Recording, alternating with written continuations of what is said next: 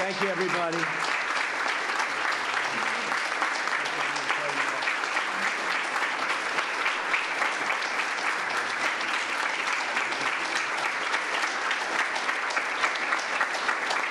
We actually spent some time together, so I didn't mind giving you a second hello. Not at all. We've known each other a long time. We've been friends for a long time, from the beginning of the campaign. And these are special people. Please sit down. Vice President Pence, thank you very much for joining us, Mike.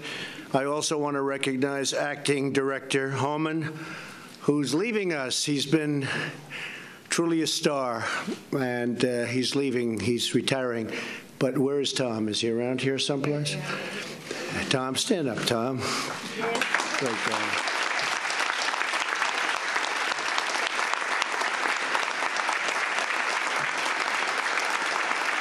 Tom has been doing what he's doing for 34 years and doing it with strength and dedication, and you are really outstanding. And your highly recommended replacement is going to do a great job. We know him well. He's going to do really great. Thank you, Tom, for those years of service.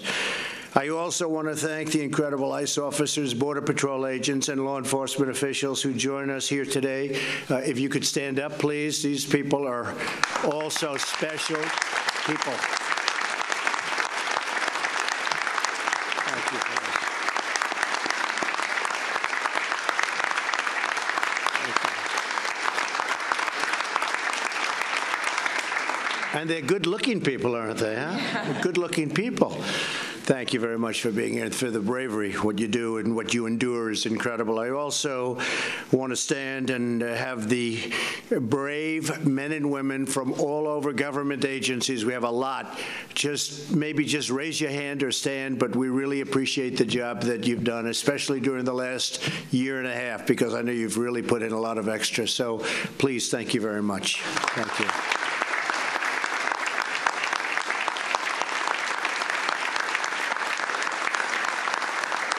We're gathered today to hear directly from the American victims of illegal immigration. You know, you hear the other side, you never hear this side.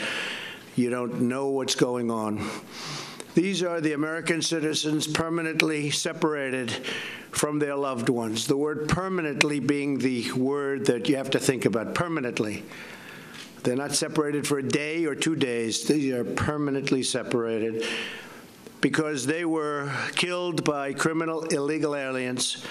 These are the families the media ignores. They don't talk about them. Very unfair. We have to look at everybody, but this is a very unfair situation. And I knew that years ago when we would be together out campaigning. And I said, if this ever happens, we're never forgetting you. You know that, Laura, everybody. Incredible people. And they're dedicated. These are the stories that Democrats and people that are weak on immigration, they don't want to discuss, they don't want to hear, they don't want to see, they don't want to talk about. No major networks send cameras to their homes or display the images of their incredible loved ones across the nightly news. They don't do that. They don't talk about the death and destruction caused by people that shouldn't be here. People that will continuously get into trouble and do bad things. For years, their pain was met with silence. Their plight was met with indifference, but no more. I told them 3 years ago when we were together, day one, just about day one, I would say. I said, I hear you, I see you, and I will never let you down.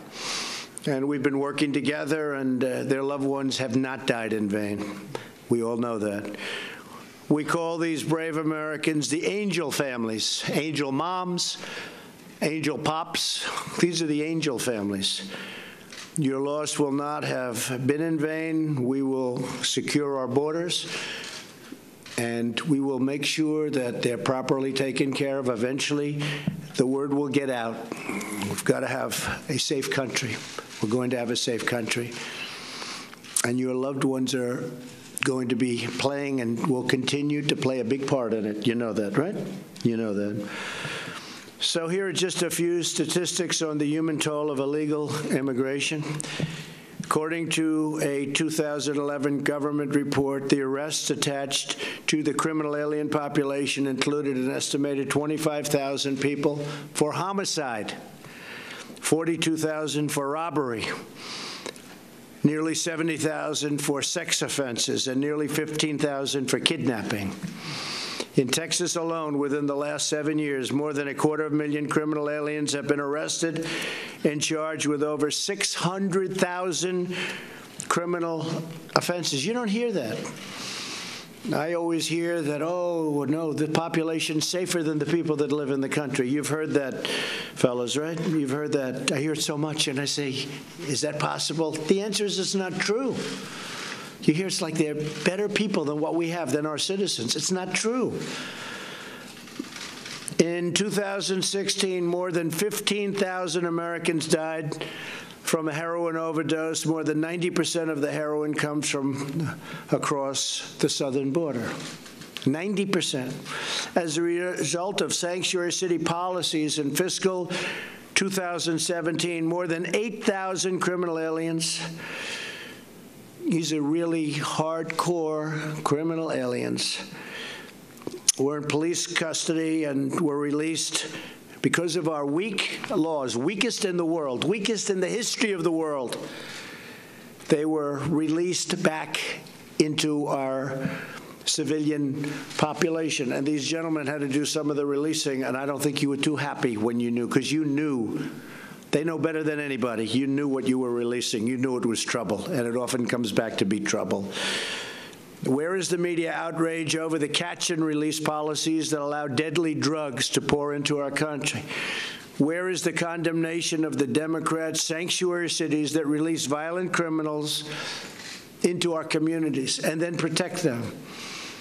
Like the mayor of San Diego, when she warned everybody that ICE is coming, and they scattered. A big operation, very expensive operation. They were all together. They all scattered.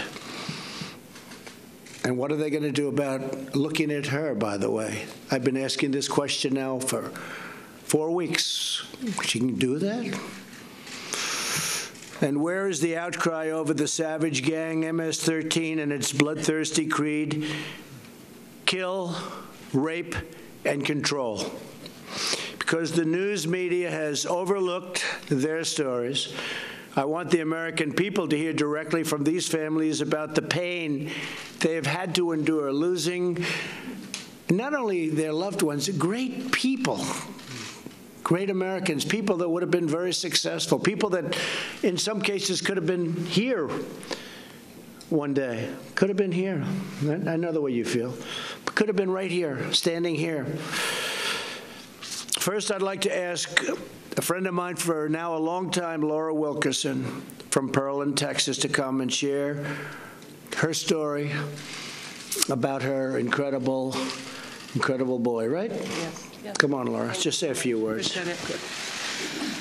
We want to tell you a little bit today about Josh. He was brutally tortured, strangled over and over. He was set on fire after death. His last hours was brutal. As everyone standing up here, none of our kids had a minute to say goodbye. We weren't lucky enough to be separated for 5 days or 10 days. We're separated permanently. Anytime we want to see or be close to our kids, we go to the cemetery because that's where they are. We can never speak to them. We can't Skype with them. And I want to thank you so much in this room for what you're doing to understand. You guys know the permanent separation. It's the media that won't share it with other people. It's permanent. We can never have him back on this earth. Thankfully, I'll see him again in heaven. But I want to thank you, Mr. Trump and Vice President Trump for, Vice President Pence for keeping their commitment to us. It's been ongoing. It continues on. And please understand, there are so many more of us than what you see here that had the same story over and over, drunk driving, killed, over and over, and they don't prosecute her. They let go and low bond. They're out in 30 days. It's sad for our country, and it's time to take it back, and I want to thank each and every one of you, law enforcement. You know it. You love it. You want to do your jobs, and thankfully we have a president who will allow you to do that now. Thank you so much.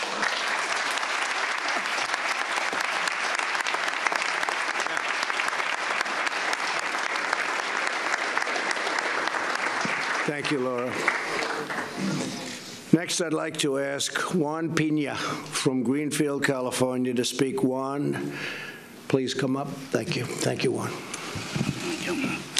My name's Juan Pena. First of all, I want to thank the Remembrance Project for bringing my daughter's name out to light, and for candidate Trump to let me speak about her. And I've got a lot of people that I need to thank. My daughter was Chrissy Sue Pena. Back in 1990, she was kidnapped, strangled, stabbed, raped, and sodomized, and her new body was found in an artichoke field. I've been fighting for 28 and a half years. He's been fighting. He was loose for 25. The last 3.5 years, he's been fighting extradition. And on May 3rd, God answered my prayers. Mexico finally turned him loose to us, and he is now in the Monterey County Jail, and we can start court procedures for my daughter's death. And I want to thank everybody that was involved in getting him over here. The Sheriff's Department of Monterey County, for the investigator. The sheriff never told her, don't give up on this, just stay on it and stay on it. And she pinky swore that she was going to get him over there, and she did. And I just want to thank the president and everybody. And I just hope everybody can get what I just got. And I'm out here speaking for the thousands of victims that we have here in the United States. And I want to thank you all. Thank you.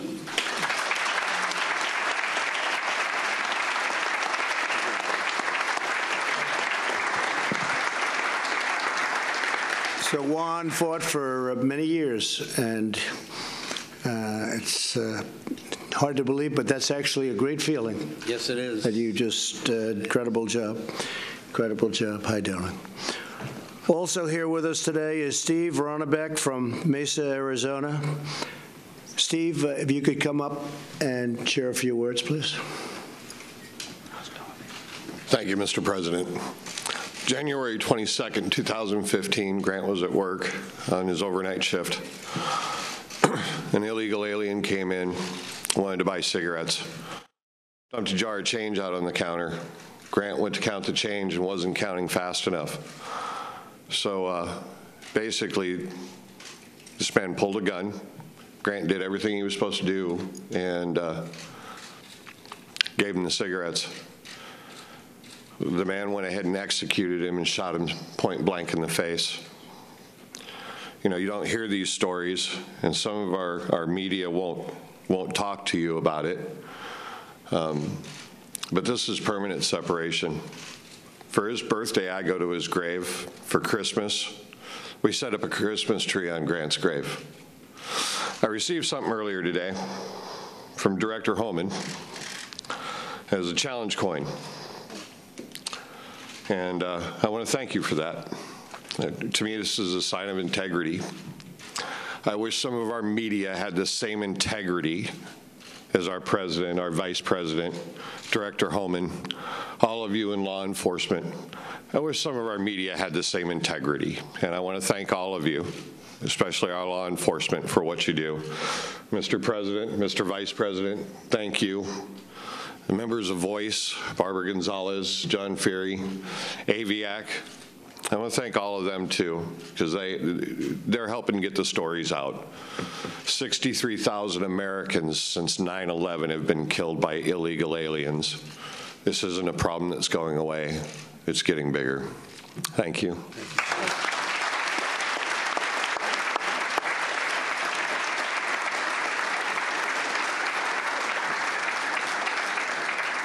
63,000, and that number they say is very low because things aren't reported. 63,000, and you don't hear about that.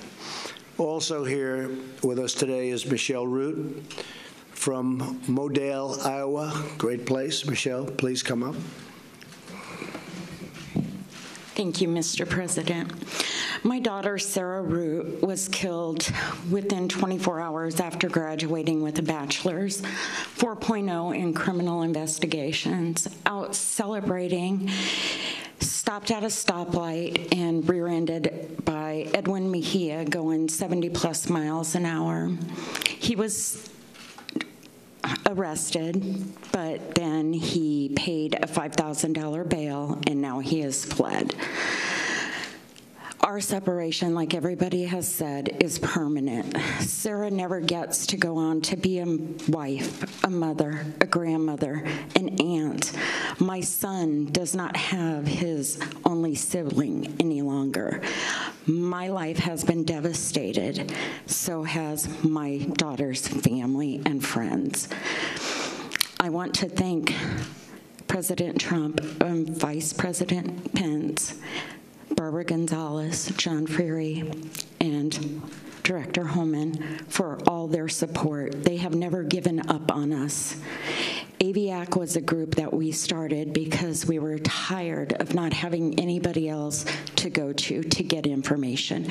When Sarah was killed January 31st of 2016, I had nobody, but I was thankful for my politicians in my area. And you know, President Trump was one of the first ones to reach out to my family. And he has been there from the beginning, never left our side. Now we just need to get my daughter's killer found.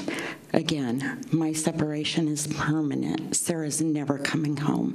I never get to take a selfie with her again. I have no more pictures of her.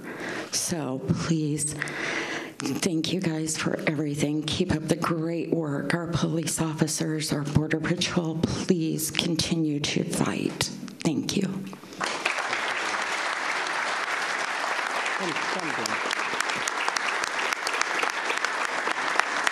Say a few words. Come. Thank you.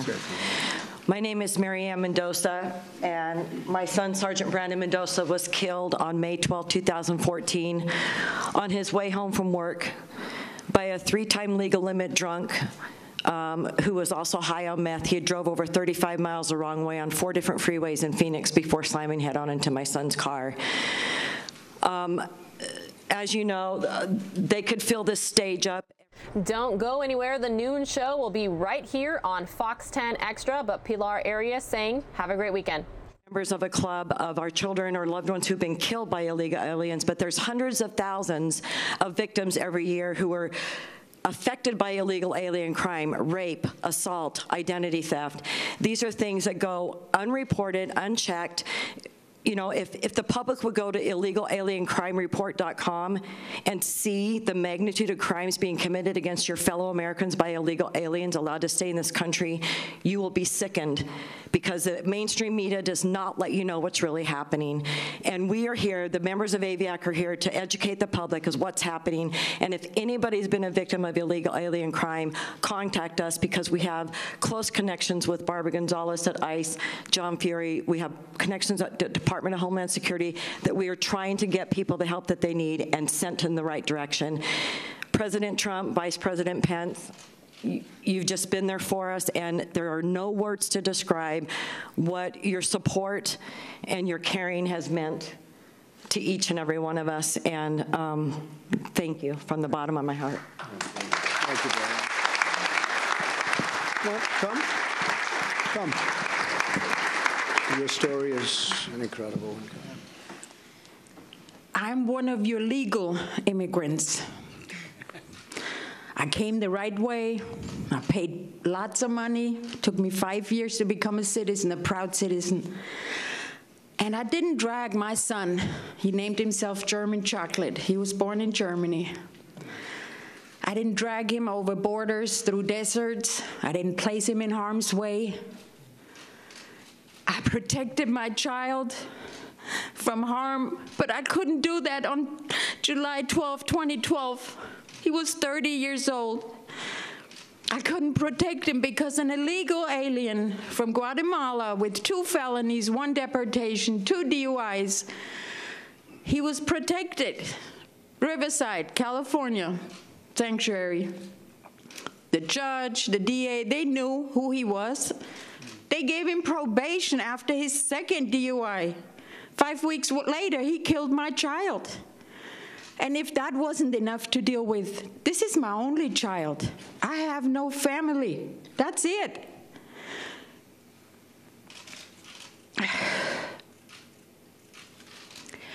The public needs to know, and they deserve to know, that this could happen to each one of you at any given second. You hug your child, you send them off, no matter what age they are. And then you get that ugly phone call that will forever change your life. And thank God, our president and vice president, Voice, my family of Aviac, they rallied behind us. They were the only ones and gave us a little light. I was going to end my life. I had no purpose. But President Trump coming down that escalator that day and talking about illegal immigration stopped me in my track. And I had no clue at that point that I would ever be at the White House. And I thank President Trump, Vice President Pence, everybody behind me. I thank you. I thank everybody out here. Make sure you get our stories out. I brought my son. This is what I have left, his ashes. I wear his ashes in a locket. This is how I get to hug my son. So remember when you go home and hug your kids, that there are many of us, thousands of us, who don't get to do that anymore. And let's work together and get this done. All politicians, I don't care what side you're on. You don't want your child in a casket or in an urn. So get it together, for God's sake, for this country, for our citizens. Thank you. Thank you.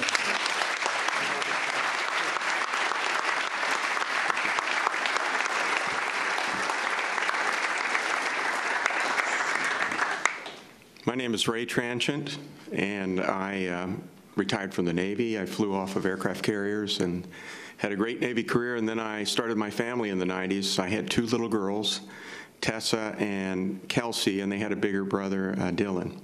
And I raised them, and their mother and her mom is Hispanic, and so Tessa was Hispanic, and they lived near the border as well. Tessa was 16. She was a dreamer, and so was her friend Allie Kuhnhart, 17 years old, 16 years old, both beautiful girls, and they just loved talking about the future. They went to a Wawa in Virginia Beach to get a pack of gum, and they were stopped at a stoplight, and Alfredo Ramos was driving at 70 miles an hour. He was 3 times the legal limit. He had been arrested before for DUI, in which the judge gave him no time or fines. He had a fake ID from Florida bought by the cartels. He had a fake driver's license on his car, and he couldn't speak English. And he needed an interpreter for the last DUI hearing. He was also arrested for drunk in public. Bottom line is he came in through Mesa, and he tried to make it, and he was 3 times the legal limit, so the police told me that at that, it's like wearing almost blackout glasses while you're driving. When he hit the girls from behind, it was an explosion. The neighborhood thought a bomb went off. The girls were almost instantaneously dead. They worked on Tessa for a while, and I got to see her in the hospital. Those are the dreamers that the United States should focus on. I can't make an opinion about the young people that are here illegally because their parents brought them, but I can guarantee you the government had nothing to do with that. And everybody wants to blame, but the parents of those children are to blame. And there was a lot of, well, maybe they'll feel sorry for them because they're kids, and maybe if they behave, they'll just magically beat the system. My mom came from Ireland. Took her 10 years to get her citizenship. She had a sponsor. If she got in trouble, not only did she get in trouble, the sponsor was in trouble. I would have been speaking Northern Irish right now if she got out of line. That's the way it was with INS in those days. And Mom loved being an American. I helped her study for her exam. So I'm all about legal immigration. But the invaders and people who come over our borders and decide to take the law in their own hands and maybe are supported by a group of people that, for God's sakes, I don't know why they would want to do it. It's evil, it hurts people, and it costs us billions of dollars a year. And they don't seem to want to pay for it. They want us to pay for it, the other taxpayers. I want to thank President Trump because when those kids died, I was a city employee. Of course, I sued the city and the judge and the adjoining city with the judge there. And of course, they're immune. But it didn't make me really friendly with the city. It didn't make me friendly with ICE because basically they claimed they weren't called. The sheriff's department said that we called them, and it was a back and forth. So no one took responsibility. So being in that situation where no one takes responsibility in this government at all means that you're standing in a dark forest at night when it's raining and it's cold and you're lost. Everybody you talk to, yeah, but, he was drunk, and, we have a lot of drunks here, and blah, blah. Let me tell you, the guy shouldn't have been there at that time. He shouldn't have been there, and we had many opportunities to get him out. So, what's happening? Our representative is the president and the vice president. They took us in, and we're going to fight this battle, and we're going to win it. And we're going to clean it up, and I'm very proud of that. I'm very proud to be a part of that, and I will support you as law enforcement and my president and vice president as much as they need. I want to thank the Remembrance Project for standing there when I had no one else. And God bless you, and I hope this doesn't happen to you. Thank you, sir.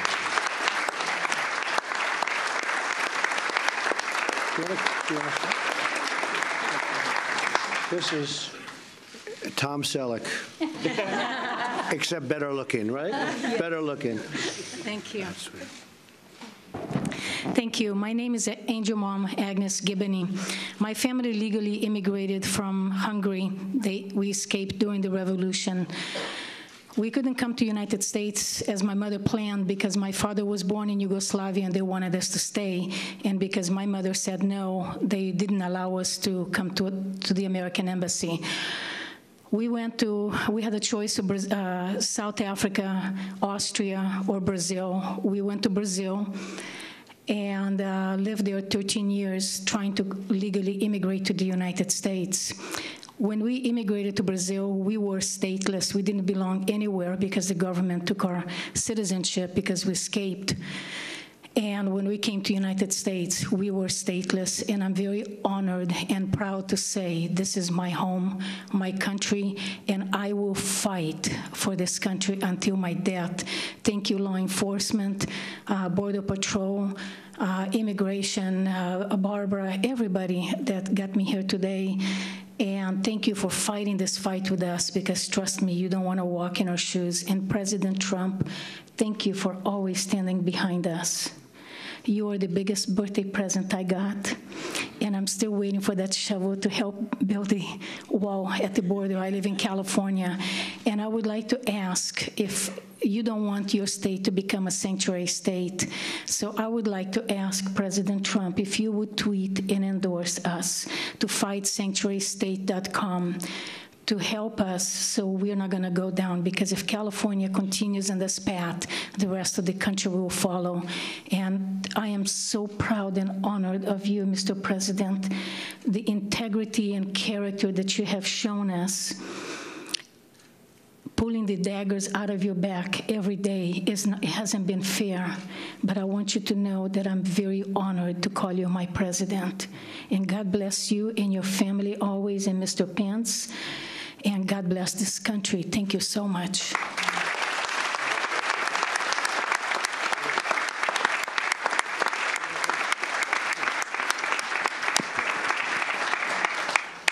Thank you. Thank you, Mr. President. This is my son, Drew. He was in law school in San Francisco in 2010 when Roberto Gallo tried to make a last-second left-hand turn and hit him. Instead of stopping, he tried to flee, so he accelerated, drove over his body. My son was on a motorcycle. His helmet came off, wedged under one of his tires. He backed up, driving over him a second time, and then trying to get away, went forward. By that time, a guy had gotten out of the car and stood in front of Gallo's, and he stopped with his rear tire on my son's abdomen, and five people had to lift the car off of him. But I want to talk about somebody else, and you heard Agnes mention FightSanctuaryState.com. In April of this year, I filed with the state of California an initiative to overturn the sanctuary state. There's just way too many deaths, way too many traffic collisions. I should just add on an aside, you know, we gave out driver's licenses in 2015, and in 2 years, the first 2 years of that, traffic fatalities on what was supposed to be safer roads have gone up 19%, hit and runs have gone up 26%. Yet they're still telling people the roads are safer because of that. But there's so many other, and somebody who's not here, a woman named Veronica Cabrera Ramirez. To give you an example of what happens with Sanctuary, she was a domestic violence victim, called the Santa Rosa police. They arrested the perpetrator. He had been deported previously. ICE filed a detainer. And then the day that they decided to release him, instead of calling ICE and giving ICE a chance to show up, they were an hour and a half away. They gave him 16 minutes to show up, and they released him. And 16 days later, he murdered Ms. Ramirez. And according to Kevin De Leon, who was the author of the Sanctuary Bill, that makes the state safer. If you keep the federal police, the federal law enforcement over here, and you keep the state law enforcement here, that makes the state safer. That's absurd. It's outrageous, and something has to be done. And I hope that, as Agnes said, if we don't kill this in California, it will spread, and I know it already is in some places. It's a death sentence for American law-abiding citizens. Anyway, I'd like to thank the President and the Vice President, everybody else who's here. Director Homan, thank you so much. You've become a credible friend. John Feary, Barbara Gonzalez, and my new friend today, Kristen Nielsen. Anyway, thank you all very much, particularly law enforcement.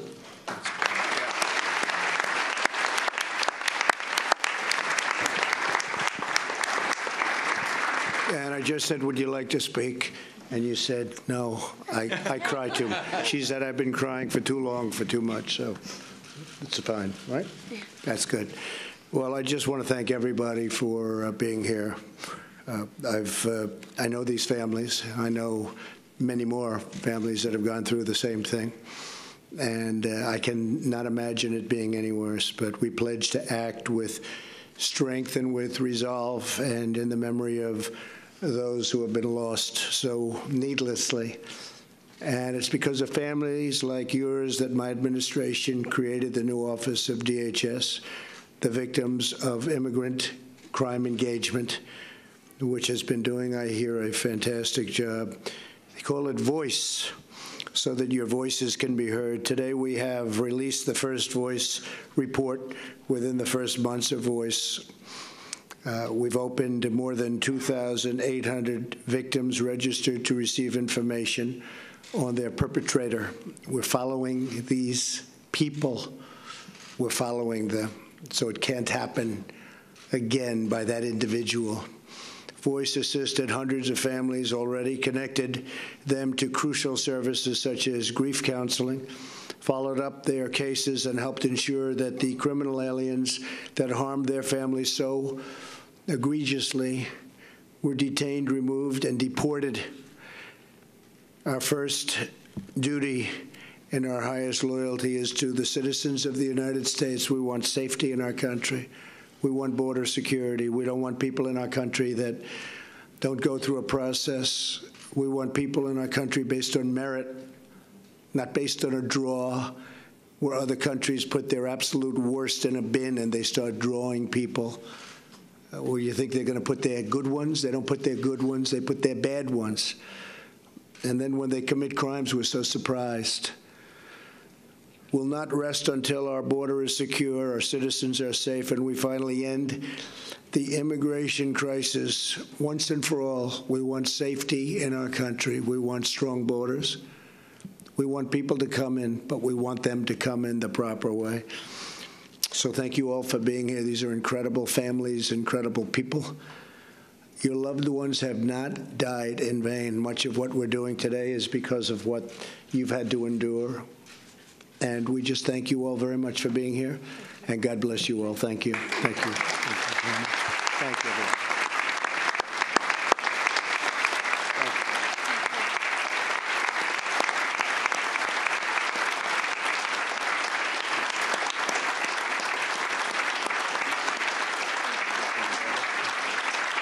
Thank you, everybody. Thank you. Thank you.